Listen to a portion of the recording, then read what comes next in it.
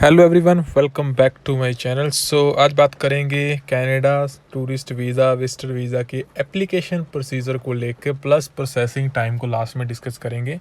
Process and eligibility की जब बात करते हैं तो सारी गाइडलाइंस canada.ca वेबसाइट के ऊपर पड़ी हुई है। आप वहां पे देख सकते हैं कि विजिटर वीज़ा के लिए रिक्वायरमेंट क्या होती है, कौन अप्लाई कर सकता है, किन सिनेरियो में वीज़ा मिलता है। तो इसकी जो एम्बेसी फ़ीस होती है प्रोसेसिंग की वो $100 होती है, लेकिन बायोमेट्रिक की अगर बायोमेट्रिक नहीं हुए तो 85 कैनेडियन डॉलर अलग से लगेंगे। तो 185 आपके बायोमेट्रिक के लगते हैं। हाँ, अगर फैमिली मेम्बर्स हैं तो मतलब 2 से ज़्यादा हैं तो आपको सिर्फ बायोमेट्रिक के जो हैं 2 पर्सन की ही पे करनी पड़ेगी। और 14 साल से नीचे जो बच्चे होते हैं उनके बायोमेट्रिक फ़ीस नहीं जाती, क्योंकि उनके बायोमेट्रिक नहीं होंगे। तो ये सिनेरियो रहता है।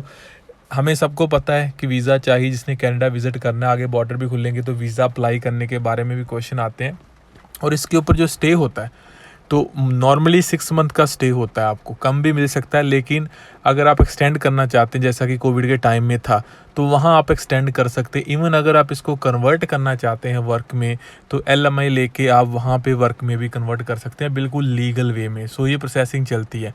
नॉर्मली अब क्या है कि जो वीज़ा का टाइम पीरियड होता है कितने टाइम का आता है, normally up to passport validity तक कनाडा वीज़ा ग्रांट करता है, लेकिन कई केसेस में उससे कम भी 1 या 2 साल का भी वीज़ा वो ग्रांट कर देते हैं। डिपेंड करता है, वीज़ा ऑफिसर के ऊपर डिपेंड करता है।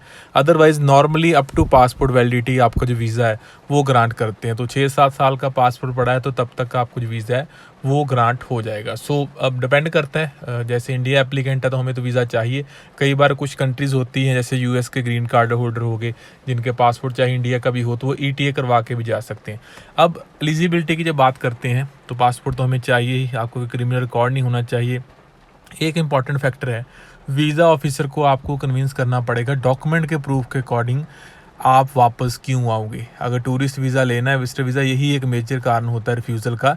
आपकी जहाँ जैसे जॉब है या फाइनेंशियल वगैरह आपके हैं, फैमिली टाई अप। अब फैमिली टाई अप में हम दूर के रिश्तेदार कज़न वगैरह नहीं काउंट कर सकते। मेनली वैसे आपने सुना होगा कि यंग एज में अनमैरिड केस में कनाडा वीज़ा नहीं देता, क्योंकि फैमिली टाई अप वीक होते हैं। यहाँ पे सिर्फ आप ये कह दो कि मदर फादर उनके लिए वापस आओगे तो कनाडा इसको ज़्यादा नहीं नोट करता। वो उनके लिए होता है कि फैमिली में बच्चे हों, पीछे वाइफ हो, या आपकी ऐसी जो क्लोज़ फैमिली है। तो मदर फादर भी है तो ठीक है, लेकिन आप सिर्फ एक बिहाफ पे ऐसे काउंट नहीं कर सकते। आपके फाइनेंशियल भी अगर फ्री है तो वीज़ा नहीं देने वाला कनाडा। तो आपको इस चीज़ में देखना पड़ेगा, जहाँ तो आप स्टडी कर रहे हो तो आपके फाइनेंशियल पेरेंट्स पे कर रहे हैं तो ईजी हो जाता है। अदरवाइज़ फिर 18 के बाद डिफ़िकल्ट है। अगर आप कुछ नहीं करते हो, सोचते हैं कि वीज़ा लेके चले जाएंगे तो ये आपके लिए डिफ़िकल्ट होगा। अब राइट नाउ वो खुद कहते हैं, ऑनलाइन आप पढ़ सकते हो कि हम प्रोसेसिंग उन्हीं की कर रहे हैं जो राइट नाउ ट्रैवल कर सकते हैं कनाडा में। प्रोसेसिंग को लेके आगे मैं बात करूंगा तो उसमें ये चीज़ आएगी। तो जो ट्रैवल कर सकता है उसको वीज़ा ग्रांट कर रहे हो। साथ में इंपॉर्टेंट उन्होंने लाइन लिखी है कि अगर आपने एप्लीकेशन सबमिट कर दी है तो आपकी जो ट्रैवलिंग है, अगर आप सितंबर से एलिजिबल बनेंगे, जैसे सितंबर में एलिजिबल हो रहा है तो वो प्रोसेसिंग इसकी करेंगे ही करेंगे। तो इस चीज़ को लेकर कोई इशू नहीं है कि प्रोसेसिंग नहीं होगी। आपके काफ़ी क्वेश्चन आएंगे तो मैं क्लियर बता दूं कि सितंबर के बाद प्रोसेसिंग स्टार्ट हो जाएगी, क्योंकि बॉर्डर ओपन होने के ऊपर ही है। बाकी एमरजेंसी रीज़न को लेके जैसे रीज़न लिखे हैं उन पे प्रोसेसिंग फास्ट कर रहे हैं, बहुत जल्दी उनको वीज़ा मिल जाता है। और वीज़ा स्टैंपिंग को लेके भी कोई ज़्यादा दिक्कत जो है नहीं। तो ये फैक्टर मैं दोबारा से आपको दिखा देता हूँ। क्रिमिनल एक्टिविटी ना हो, आपके जॉब, फाइनेंशियल एसेट्स आपके होंगे, फैमिली टाई अप, जो कंट्री वापस आने का रीज़न बताए। तो आप वीज़ा ऑफिसर को जाने का रीज़न तो बताना है, वो 20-30% है कि स्पॉन्सर है ये वो।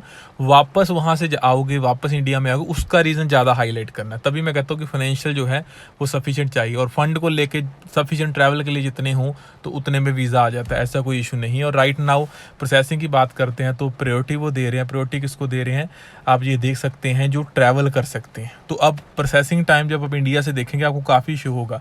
रीज़न उसका यही है कि वो प्रोसेसिंग ही नहीं कर रहे उन एप्लीकेंट की जो ट्रैवल नहीं कर सकते। अगर आपने ट्रैवल करना है, ट्रैवल को लेके आपको कोई डाउट है, कोई आपको कन्फ्यूज़न है, तो आप प्रोसेसिंग टाइम ऑनलाइन देख सकते हैं। अब यहाँ पे एक बार लास्ट में मैं आपको प्रोसेसिंग टाइम बता देता हूँ। एक बार चेक करके हम टेम्परेरी रेजिडेंस सेलेक्ट करेंगे। इसके बाद हम विजिटर वीज़ा आउटसाइड कनाडा हम सेलेक्ट करते हैं। इसके बाद कंट्री में हम इंडिया सेलेक्ट कर लेते हैं। तो इसको सेलेक्ट करने के बाद ये कम हो रहा है, वैसे 138 पे आ गया।